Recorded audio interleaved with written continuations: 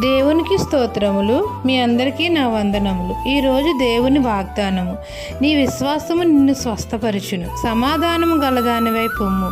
Mark సువార్త 5వ అధ్యాయము 34వ వచనము. మహాపరిశుద్ధుడైన మన ప్రభువు అయిన యేసుక్రీస్తు, అమ్మ నీ విశ్వాసం నిన్ను స్వస్థపరిచింది, సమాధానము గలదానివై పొమ్ము అని మనతో సెలవిస్తున్నారు.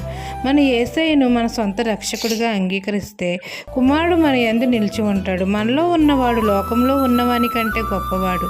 మన ప్రభువు మన కొరకు ప్రాణాన్ని బలిగా అర్పించాడు. రక్తం చిందించడం ద్వారా ఆయన పొందిన గాయముల వల్ల మనకు స్వస్థత కలుగుచున్నది. మనం మొరపెట్టినప్పుడు మన ప్రభువు మన మనవి ఆలకించి మన పాపాలను క్షమించి మనకు స్వస్థత కలుగజేస్తాడు.